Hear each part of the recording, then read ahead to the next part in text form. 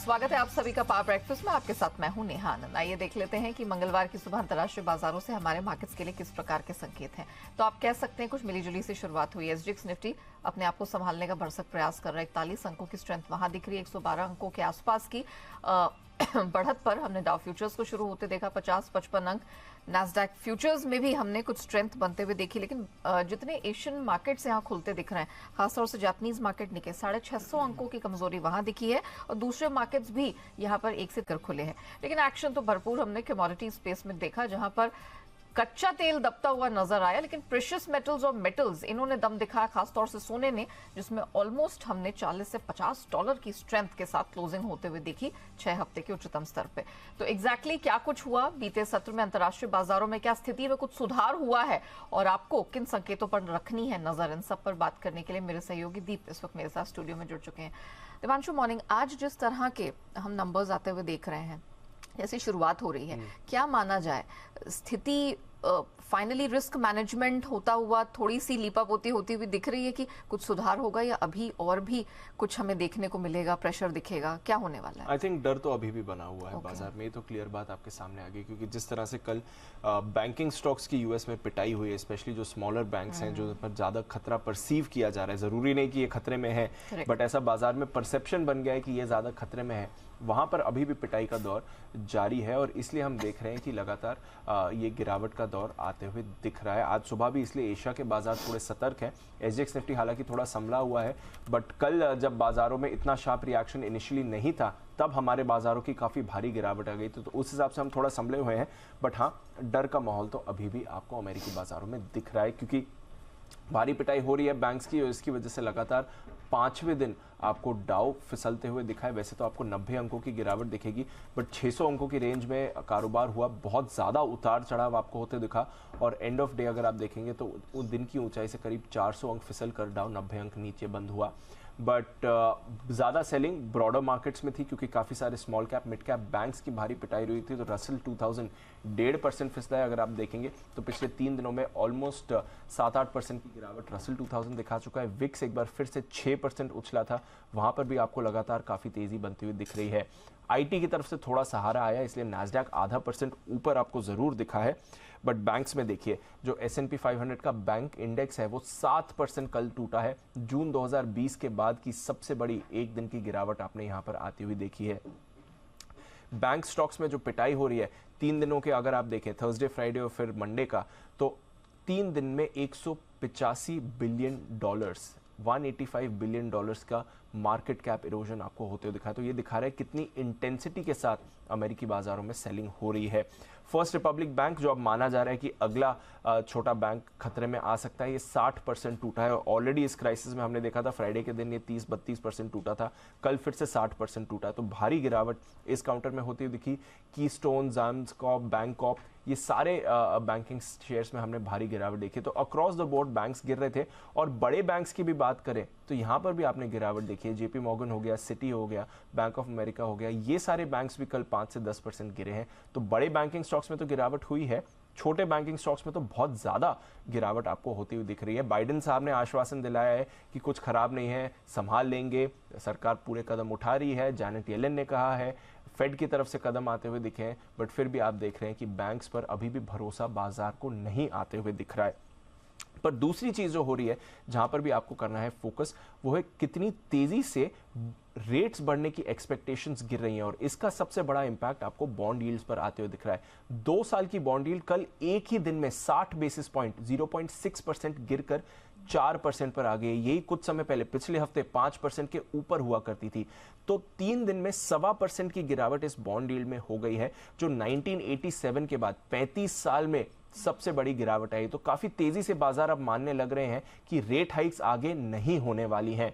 10 साल की bond yield भी हमने देखा है फिसलकर 3.5% पर आ गई है। 26% जानकारों का मानना है कि अगले हफ्ते की पॉलिसी में रेट्स नहीं बढ़ाए जाएंगे। बाकी मान रहे हैं कि सिर्फ 1/4% की रेट हाइक होगी। तो काफी तेजी से अब बाजार तैयार हो रहा है कि शायद फेड को अपना आक्रामक रुख कम करना पड़ेगा, खत्म करना पड़ेगा, और रेट हाइक्स का सिलसिला फिलहाल के लिए खत्म होते हुए दिख रहा है। तो ये एक बड़ा फैक्टर है। ऑफ कोर्स इसमें आज का जो इन्फ्लेशन डेटा आएगा वो भी काफी अहम रहेगा। लगातार 7वें महीने गिरावट का अनुमान है 6% पर आ सकता है। यूएस का इन्फ्लेशन।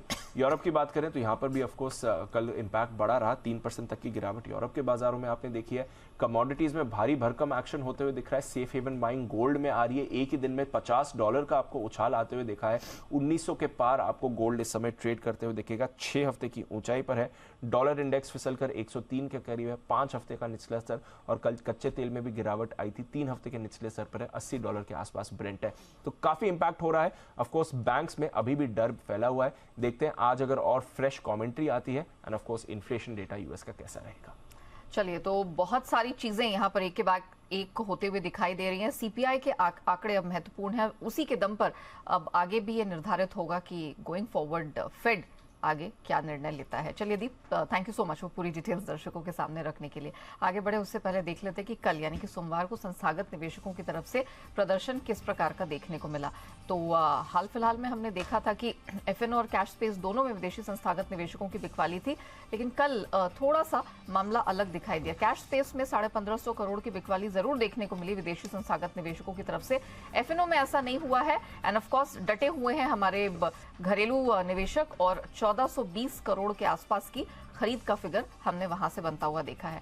तो जिस प्रकार के मौजूदा ग्लोबल संकेत हैं, अभी भी आप कह सकते हैं कि बात पूरी तरह से सुधरी है नहीं, अभी भी कुछ चिंता के बादल बने हुए हैं। इन सब के बीच हमारे मार्केट्स में आपको क्या रणनीति अपनानी है, ट्रेडिंग रणनीति समझाने के लिए जी बिजनेस के मैनेजिंग एडिटर अनिल सिंह भी हमारे साथ जुड़ चुके हैं।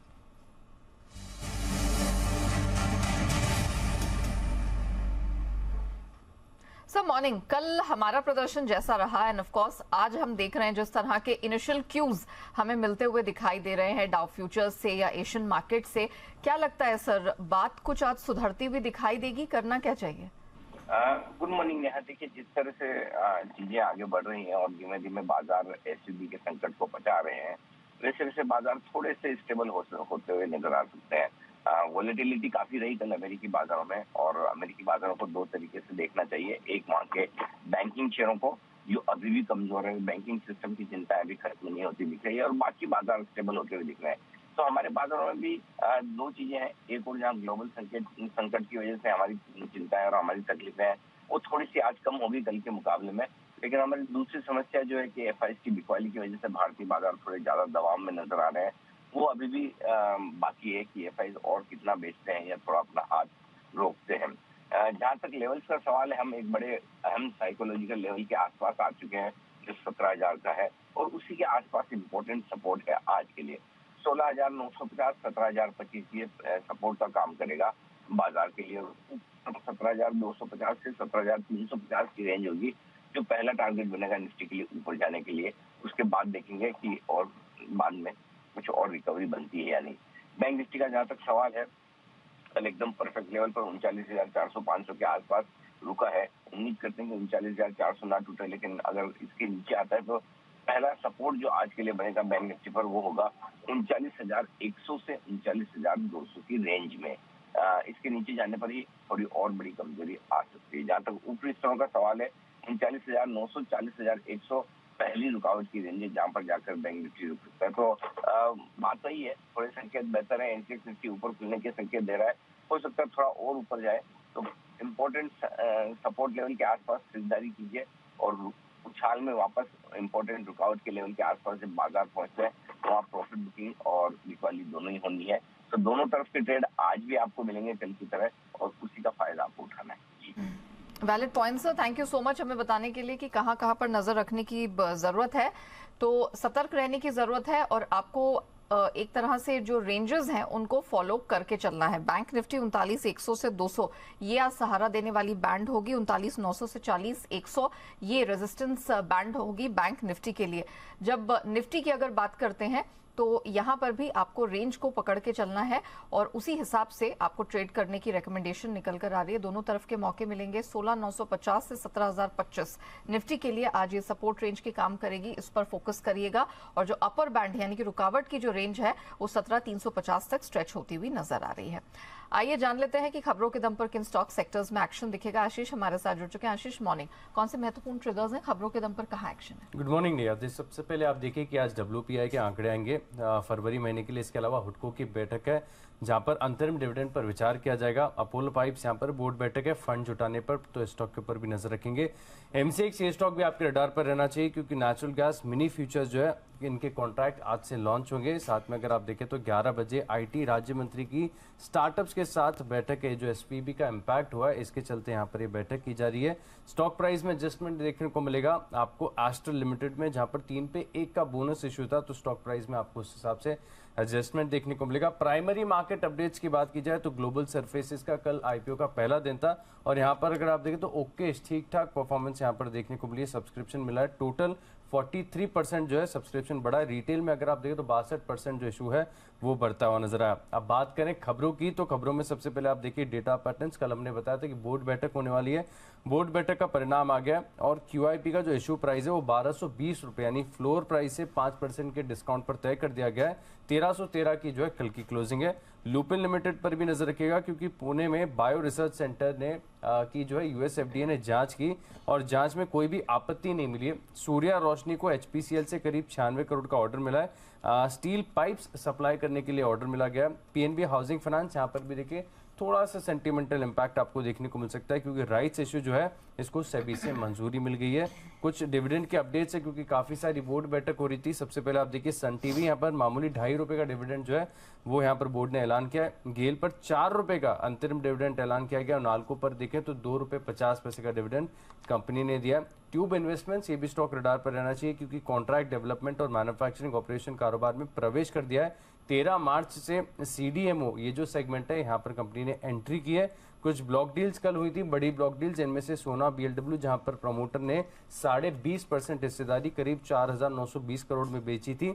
इसके अगेंस्ट में सबको पता था कि प्रमोटर बेच रहे हैं, लेकिन जो खरीदारी करने वाले नाम आए हैं वो थोड़ा सा कॉन्फिडेंस देते हैं। मिसाल के तौर पर अगर आप देखें तो एचडीएफसी म्यूचुअल फंड यहाँ पर इन्होंने करीब 37 लाख शेयर खरीदे हैं। आईसीआईसीआई प्रूडेंशियल ने 40 लाख, सोसाइटी जनरल ने करीब 90 लाख, नहीं काफी सारे फंड ऐसे जिन्होंने कुल मिलाकर 2,680 करोड़ की खरीदारी की है।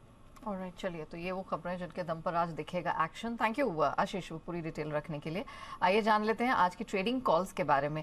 शुरुआत करेंगे चॉइस ब्रोकिंग के साथ। महानगर गैस यहाँ पर खरीद की रिकमेंडेशन है, 967 का स्टॉप लॉस लगाइए। खरीदारी की इस रिकमेंडेशन में लक्ष्य आपको ऊपर 1025 का मिल जाएगा। अब बारी आती है अनराठी सिक्योरिटीज की। कोलगेट खरीद के चलने की सलाह है, स्टॉप लॉस लगाएं 1470 का। टारगेट लक्ष्य आपको ऊपर में मिल जाएगा 1545 का। और सेंट्रम ब्रोकिंग यूनाइटेड स्पिरिट्स खरीद के चलने की रिकमेंडेशन है। खरीदारी की सलाह में 741 का स्टॉप लॉस, 780 का अपसाइड टारगेट आपको मिल जाएगा। आइए अब जान लेते हैं कि बाजार पर एक्सपर्ट्स की क्या रणनीति बन रही है, कौन से स्टॉक्स में, सेक्टर्स में आज वो फोकस करने वाले हैं। इन सब पर बात करने के लिए मार्केट एक्सपर्ट श्रीकांत चौहान हमारे साथ शो में शामिल हो चुके हैं। श्रीकांत जी मॉर्निंग, बहुत स्वागत है। जिस तरह का भारी भरकम प्रेशर हमने कल मार्केट में बनते हुए देखा, चौतरफा बिकवाली का माहौल था, मुझे बताइए निफ्टी बैंक निफ्टी आज क्या रणनीति अपनाए? जी मार्केट वो एक लोअर बॉटम लोअर टॉप की सीरीज में आ चुका है और कई इसने तोड़े हैं, कई सारे एवरेजेस इसने तोड़ दिए। वीकली देखिए तो वीकली लोज भी टूट गया है। मार्केट ऐसे लग रहा है शायद यहाँ 17,000 छू सकता है या 7,000 के लेवल्स को भी एक बार ब्रेक कर सकता है। तो स्ट्रैटेजी ये कि अगर कोई यहाँ रिबाउंड अगर मिले, यहाँ पे कुछ शॉर्ट के पोजीशंस बनाए, 17,250 के करीब अगर रिबाउंड हमें दे जाए तो वहां बनाए 17,000। ऑलराइट, चलिए श्रीकांत जी के ऑडियो में यहाँ पर कुछ दिक्कतें निकल कर आ रही हैं। सो बेसिकली वो यही कहने की कोशिश कर रहे हैं कि अब आपको थोड़ा सा और सतर्क यहाँ पर रहने की जरूरत है। वो लेवल्स हम लोग फिर से रीच आउट करने की कोशिश करेंगे, लेकिन जो उनका स्टॉक स्पेसिफिक एक्शन है उस पर हम फोकस करने की कोशिश करते हैं। श्रीकांत जी मुझे बताया जा रहा है एक बार फिर से हमारे साथ फोन लाइन पर जुड़ चुके हैं। श्रीकांत जी आपको आवाज आ रही है? हाँ, हाँ, प्लीज अपनी बात पूरी कीजिए। बिल्कुल, तो देखिए निफ्टी 10,000 तक के लेवल है और लेवल एक मार्केट के लिए बढ़िया सपोर्ट है। उन लेवल्स के करीब आप कॉन्ट्रा व्यू, लेकिन जगह पर निफ्टी पॉजिटिव दिख रहा है, मुझे लगता है अगर 17,200-250 के अगर निफ्टी। ओके, चलिए, तो ऑडियो में कुछ मेजर दिक्कत यहाँ पर आती हुई दिख रही है। 17,200 250 ये वो लेवल है जिस पर आपको फोकस करके चलना है, और यहाँ पर निफ्टी अगर आता हुआ दिखाई देता है तो आपको कुछ एंट्री का, खरीद का मौका मिल सकता है। हालांकि तैयार रहिएगा, श्रीकांत जी ने जैसा कि कहा कि निफ्टी में 17,000 तक का भी लेवल देखने को मिल सकता है। कल हमने जिस प्रकार की क्लोजिंग बनते हुए देखी 17,155 के ठीक नीचे, यहां पर भारी भरकम गिरावट आई थी क्लोजिंग के दौरान। सिमिलरली बैंक निफ्टी यहां पर 900 पॉइंट से अधिक की हमने कमजोरी बनते हुए देखी है। तो निफ्टी पर खास फोकस करके चलेंगे। स्टॉक स्पेसिफिक एक्शन है, इस पर लगातार सारे एक्सपर्ट्स फोकस करने की सलाह दे रहे हैं, और श्रीकांत जी की तरफ से भी आज रिकमेंडेशन आई है। बैंकिंग स्पेस यहां प्रेशर रहेगा, तो आईसीआईसीआई बैंक फ्यूचर्स बेच के चलने की सलाह है। लास्ट ट्रेडिंग प्राइस इसका 830 रुपए 70 पैसे के पास था। डाउनसाइड में आज इनको लगता है कि 800 का लक्ष्य देखने को मिल सकता है। स्टॉप लॉस 840 का लगाए। इसके अलावा बजाज फिनसर्व, यहां पर भी रिकमेंडेशन निकल कर आई है, लेकिन ये रिकमेंडेशन खरीदारी की है। 1370 का अपसाइड टारगेट यहां पर मिल जाएगा, मतलब इसके क्लोजिंग प्राइस से ऑलमोस्ट 70-75 रुपए का अपसाइड मिलेगा। लेकिन खरीदारी की इस रिकमेंडेशन में आपको एहतियात बरतना है कि आप स्टॉप लॉस 1260 का लगाकर चले। तो आईसीआईसीआई बैंक फ्यूचर्स बेच के चलना है और बजाज फिनसर्व खरीद के चलने की रिकमेंडेशन आ रही है। आइए इक्विटी मार्केट के बाद अब बात करते हैं कमोडिटी बाजार की, क्योंकि यहां पर भी भरपूर एक्शन हमने खासतौर से बीते सत्र में बनते हुए देखा है।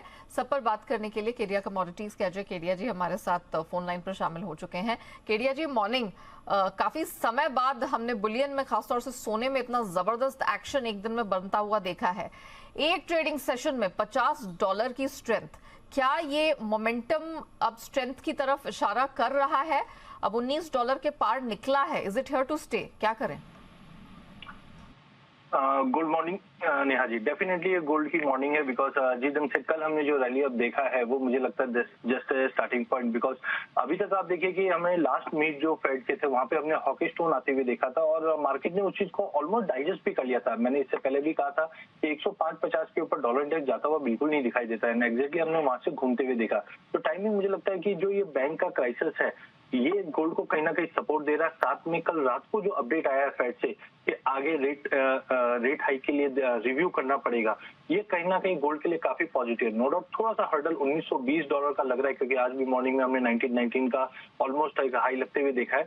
बट ओवरऑल मुझे लगता है कि नए हाई की तरफ गोल्ड बढ़ता हुआ दिखाई दे रहा है, खास करके डोमेस्टिक मार्केट पे, जहाँ पे रुपए में भी हमने थोड़ी बहुत कंसर्न्स के चलते गिरावट देखी। तो ओवरऑल मुझे लगता है कि सोने और चांदी दोनों में ही ये रैली अब अगला महीना, 1.5 महीना या लॉन्ग टर्म जो हम बात कर रहे हैं वो कंटिन्यू चलना चाहिए। जहाँ पे बिल्कुल इंटरडे के लिहाज से अगर बात करें तो 57,400 के करीब गोल्ड को लेके चलिए, 58,000 तक का लेवल आराम से दिखाता हुआ दिखाई देगा का लेवल, और ऑलमोस्ट आप कह सकते हैं कि रिकॉर्ड हाई लेवल्स के पास जाता हुआ ये नजर आ रहा है। साथ ही चांदी में क्या किया जाए? 3700 रुपए से अधिक की स्ट्रेंथ हमने कल बनते हुए देखी थी, तो आज यहाँ पर भी स्ट्रेंथ दिखाई दे रही है। देखिए, चांदी जैसे कि हम जानते हैं कि एक मेटल के रूप में भी हम जानते हैं यूसेज में, और जिस ढंग से बेस मेटल्स और एनर्जीज में हमने कंसर्न देखा था उसके हिसाब से मुझे लगता है कि गोल्ड सिल्वर रेशियो जो 90 के ऊपर आ चुका है, ये थोड़ा सा चांदी पे प्रेशर जरूर दे रहा है। बट इन ऑल अभी भी हम देखें तो $22 का एक लेवल दिखाई दे रहा है। तो कल की रैली में चांदी भी पार्टिसिपेट करते हुए दिखाई दी, तो 66,300 के ड्रॉप पे लेके चलिए। हायर साइड में हमें लगता है कि 67,500 तक का भी लेवल दिखा सकता है। बट वॉलिटिलिटी अगले 2-3 सेशंस में अगर देखें तो काफी ज्यादा बढ़ते हुए दिखाई देगी। बहुत फायरवर्क्स हमने बेस मेटल्स में नहीं देखे, लेकिन अच्छी बात यह थी कि जो मल्टी मंथ लोज पर मेटल्स ट्रेड कर रहे थे वहां से कुछ रिकवरी डेफिनेटली कल के सत्र में दिखी है। तो मेटल्स के लिए कोई उम्मीद आज? देखिए, मेटल्स के अगर फंडामेंटल्स देखें तो काफी हमने डिस्पैरिटी होते हुए देखिए। एक तरफ हम चाइना से देख रहे हैं कि सपोर्ट और स्टिमुलस की बात हो रही है, दूसरी तरफ डॉलर में गिरावट है। बट जो बैंक्रप्सी का जो कंसर्न है ये पूरे ही रिस्की एसेट्स के ऊपर, चाहे इक्विटी हो चाहे बेस मेटल, सभी पे इम्पैक्ट डालता हुआ दिखाई दे रहा है। तो मुझे लगता है कल जो वॉलिटिलिटी देखी थी वो आज भी कंटिन्यू रहेगी, बट हायर साइड पे थोड़ा सा दबाव है, जिसके चलते कॉपर मुझे लगता है कि 764 के बाउंस पे बेच के चलिए 750 तक का लेवल या उसके नीचे दिखा सकता है। जिंक के अंदर भी प्रेशर कंटिन्यू रहेगा, जो 264 के बाउंस पे बेच के चलिए 258 तक का टारगेट देखने मिल सकता है। ओके, तो मेटल्स में यहाँ प्रेशर दिखेगा, तो इस हिसाब से तो कच्चे तेल में भी प्रेशर दिखना चाहिए। जिस तरह का फाइनेंशियल क्राइसिस के संकेत मिल रहे हैं, डिमांड को तो धक्का लगेगा। तो क्या किया जाए कच्चे तेल में? बिल्कुल, कच्चे तेल में जो रेंज था वो कल हमने ब्रीच होते हुए देखा। इस वक्त भी अगर आप देखते हैं तो WTI 75 के नीचे ट्रेड कर रही है और ब्रेंट बिल्कुल 80 के करीब ट्रेड कर रहा है। जो कंसर्न्स बना है उससे प्रेशर जरूर पड़ा है, but have to see, because एक तरफ चाइना या रशिया की तरफ से जो हमने सप्लाई का कंसर्न देखा वो प्राइजेस को बार बार में सपोर्ट करने की कोशिश कर रहा है। तो अगले 2-3 सेशन अनसर्टेनिटी बनी रहेगी, जहां पे हम ब्रेंट को 78 तक का सपोर्ट लेते हुए देखेंगे, WTI को 72 तक, और M6 में आई थिंक 59-50 का जो सपोर्ट लेवल है वहां तक एक बार कच्चा तेल आता हुआ देख सकते हैं। ओके, तो 6000 तक का भी लेवल नीचे टूटते हुए कच्चे तेल में दिखेगा। यहाँ पर कच्चा तेल और सस्ता होता दिख रहा है। थैंक यू अजय जी हमारे साथ जुड़ने के लिए, वो पूरी डिटेल्स दर्शकों को बताने के लिए। आइए फोकस करते हैं FIR यानी FII इन्वेस्टमेंट रिपोर्ट्स पर।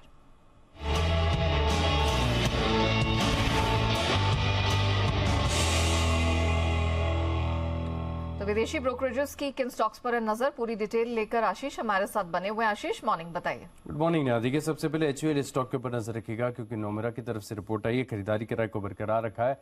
3125 रुपए के लक्ष्य लिए मैक्वारी ने आउट परफॉर्म की रेटिंग दी है, 3050 रुपए का लक्ष्य दिया। क्रेडिट स्विस आप देखें आउट परफॉर्म की रेटिंग को बरकरार रखे 2950 रुपए के लक्ष्य लिए। इसके अलावा टेक महिंद्रा कल वायदा बाजार का टॉप गेनर था। यहाँ पर देखिए नए MD की नियुक्ति के बाद स्टॉक में बड़ी तेजी आई।